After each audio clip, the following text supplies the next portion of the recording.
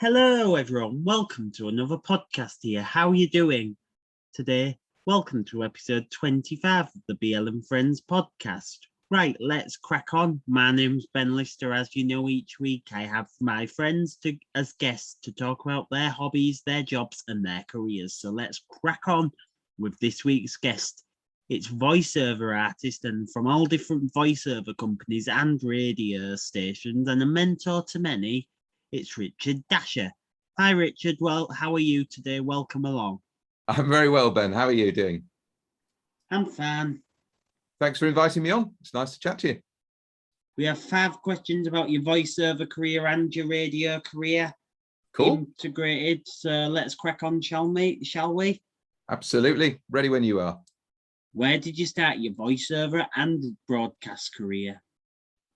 Right. Well, I suppose both started. I used to make little cassettes at home when I was younger. So I would try and emulate some of the people I used to listen to on the radio. There used to be a TV announcer on Yorkshire television, a guy called Redvers Kyle. It was a great name.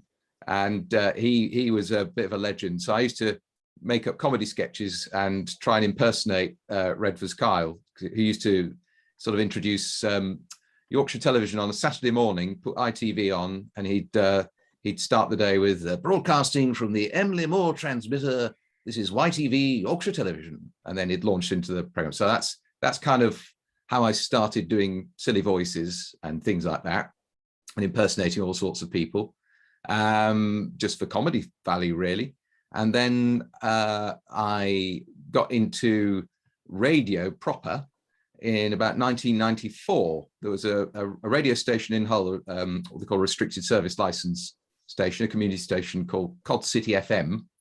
And I was invited to take part as a presenter. So I presented a program about film music, which was my great passion. And that became something that then I was sort of asked to stay around after the program and get involved in other shows as various characters. Then I'd applied to Kingstown Hospital Radio to try and get some training. And I was finally sort of lucky to get in there. And there was a chap called Darren Dolby, who was sort of in charge of getting new presenters in and training people up. So I volunteered and went along. And I was put with a lovely chap called Alan Hall, who started training me on how to present programs. And Alan had this thing every Christmas. He called it tinselitis, where his throat would get a real problem with his throat and he couldn't speak properly. So I ended up kind of standing in for him a few times. And then I got my own show from that, which was really good. And around the same time, I was doing voiceover work as well. And I went for some training with a chap called Steve Hudson, who was based in London, not far from Abbey Road Studios. And I did some training with him in how to, record scripts and that sort of thing. So I was doing the two things at the same time. And then I was working for the civil service in Hull around that time. And after a few years of doing that, I realized really radio and voiceovers were the thing I really wanted to do. So I kind of quit my job, which was a very brave thing to do, and went back to university to get a degree in media so I could follow that path. And around that same time, I was sending out demo tapes to various radio stations, and Derek McGill, lovely chap at Radio Humberside, the assistant editor there, called me up and said, "Well, we've got nothing for you at the moment, but what are you doing? What do you do in your life?" So I just told him I was about to leave my job and go to start studying in Grimsby, and it just happened they needed a broadcast assistant at the Grimsby studios to work with Lara King, and also somebody to read the travel news. So I went in and did a little test read of a script, and I got the job. And that was the start of my radio career in 1996. Yeah, I also remember a producer because Andy Comfort was looking through the archives a few years ago on Radio Humberside, and there was a producer called Mike Cartwright, is it? Oh yeah, Mike. Yes, lovely guy. I don't know if you've ever met him. Yes, I worked with Mike most days at the Grimsby Studios. Very, very good journalist. Very good journalist. If He's you told wanted us- a, sorry, Yeah, you say first. I was going to say if you needed a story covering, so say something happened in Grimsby Town Centre, a road was closed for roadworks or something like that. If you needed a report to cover that story, 9 times out of 10, Mike had one in his desk drawer, already edited, interviews done, ready to go, and he'd just say, "Yes, mate, here you go," and pass you the reel. Very good journalist, very good. Brilliant. Yeah. And question 2. Who were your inspirations starting out in your broadcast career and voiceover career? Right. Well, voiceovers wise, I think probably the people I used to try and imitate. So, like Redvers Kyle, who was a great continuity announcer and did a lot of voiceover work over his career. And also people like Tom Baker, who used to play Doctor Who, a great voice artist in his own right. So yeah, people like that I would imitate and try and follow their path. But you come to a point where actually you need to start developing your own voice, your own style. So that was where the practice kind of started. So they would be the inspirations probably there. I also used to listen to a radio show called The Goon Show, which was on in the 50s. Spike Milligan, Peter Sellers, Harry Seacombe, and Michael Bentine, and those voices, they used to do sort of crazy characters, and that was again an inspiration to me. Radio wise, I used to listen to Steve Massam at Radio Humberside, doing his request shows. I'd listen to Charlie Partridge, who used to have the breakfast show. There was a chap called Robin Pulford who used to do a kind of phone-in program years ago when I was at school. Peter Adamson, Judy Murden, people like that I just used to really enjoy listening to. National stations, I used to listen to Radio 2 a lot, and there used to be an actor who presented a show on a Saturday called Gerald Harper, and he was a very well-spoken guy, and he used to give away flowers and champagne to certain listeners that wrote in with a particular letter, and he was really interested in music. So he was an inspiration to get into radio. Terry Wogan, people like Ken Bruce, things like, just the ones that most people would have listened to, but very, very traditional BBC sort of voices, Yeah. We'll move on to question 3 now. What is your favourite part about the job? My favorite part about voiceovers is the idea that you're bringing words to life for people, that you're able to interpret people's scripts and writing.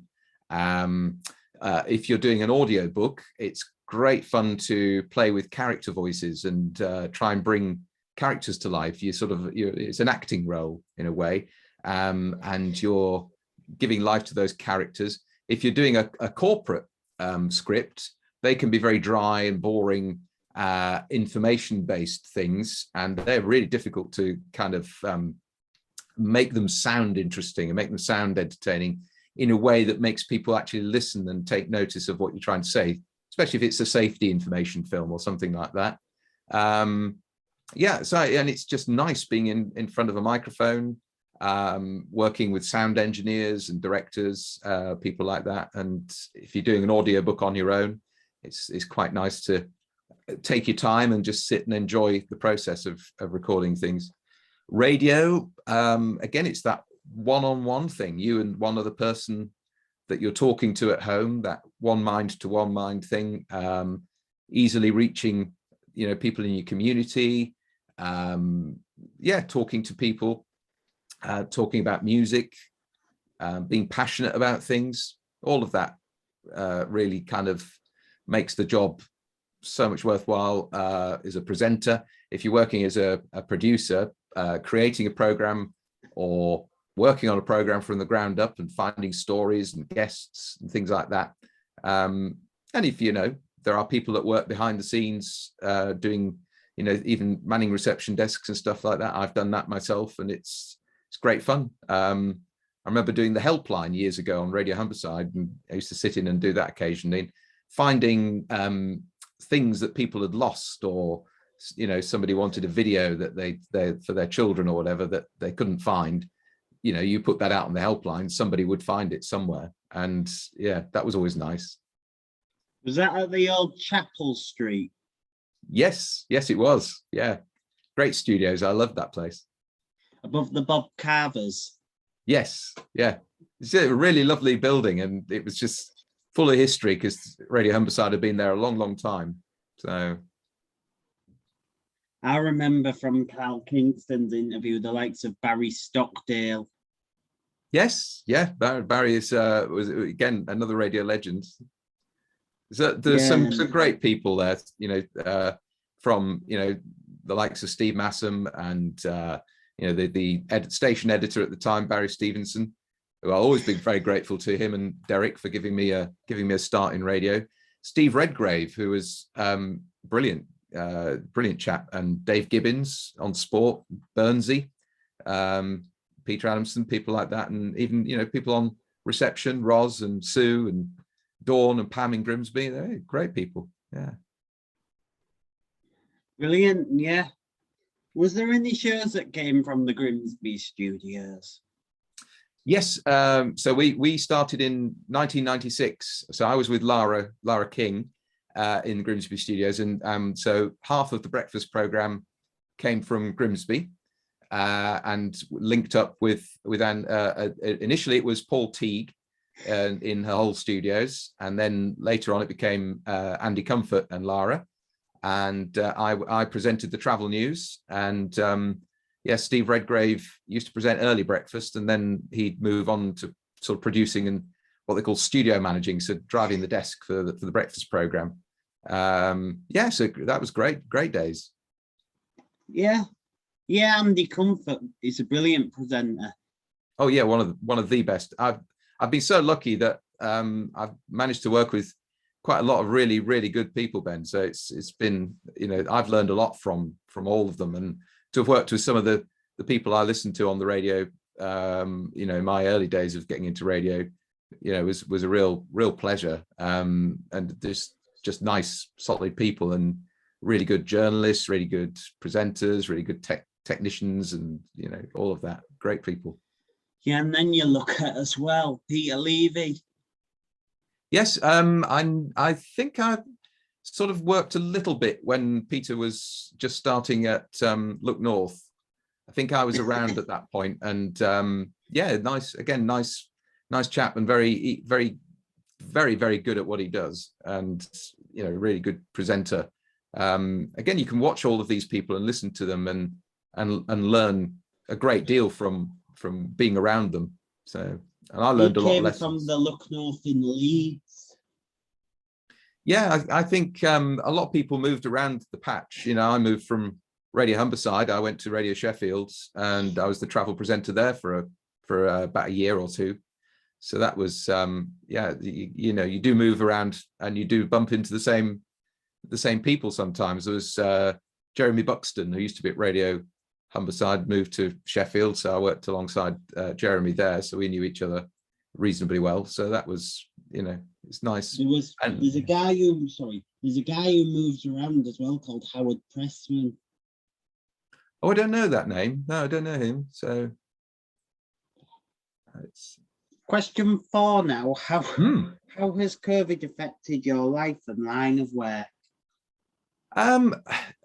Life-wise, I think it's probably given me a chance, like a lot of people, just to take stock a little bit of what we're doing in life and where we're headed.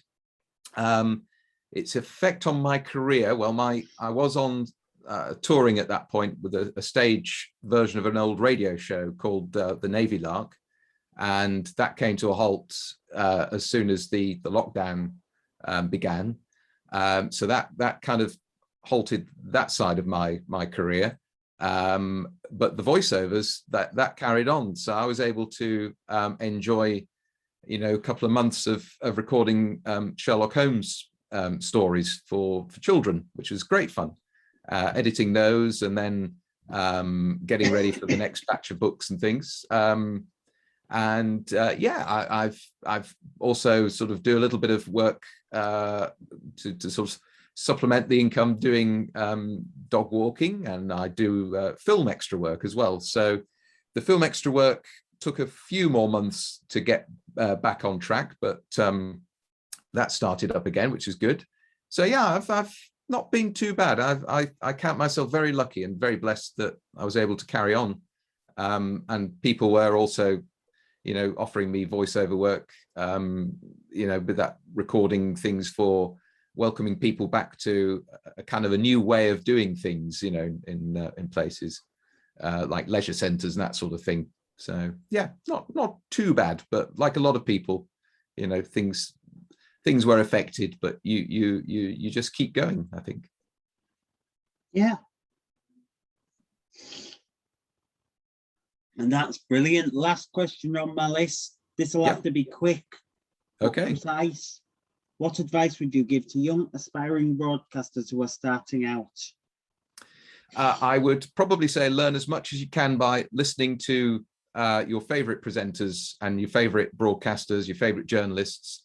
If you can find a way to get into hospital radio or community radio, try that route and learn everything you can about microphone technique and the technical side of radio and how you work with people. Be a real people person. Also, if you can get into podcasting or listen to podcasts and that sort of thing. To getting into voiceovers, I think probably I teach actors radio skills in London now. So what I tend to say to them is get familiar with your own voice. I don't mean that in an ego trip sort of way, but try and listen to your own voice, because a lot of people don't like listening back to their own speaking voice. It kind of goes, oh.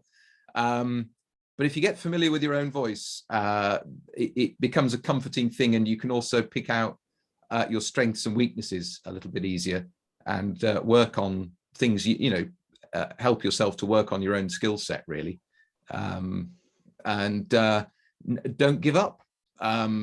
Steve Redgrave said to me many years ago, the world is deaf, knock loud and keep knocking. And that's the best advice you can give, I think. Brilliant. That's it for today. Thank you for joining me, Richard. Well, very welcome, Ben. Thank you. Hope you enjoyed it. Thank you for joining me today. It's been a pleasure. Hope you learned something. That's it for today. Thank you for joining me. For one more time, please give it up for Richard Usher. Usher. Thank you very much. This will be available on my Wix.com website and my YouTube channel, so stick around for that and stay tuned. Thank you very much for watching and listening, and that's a wrap.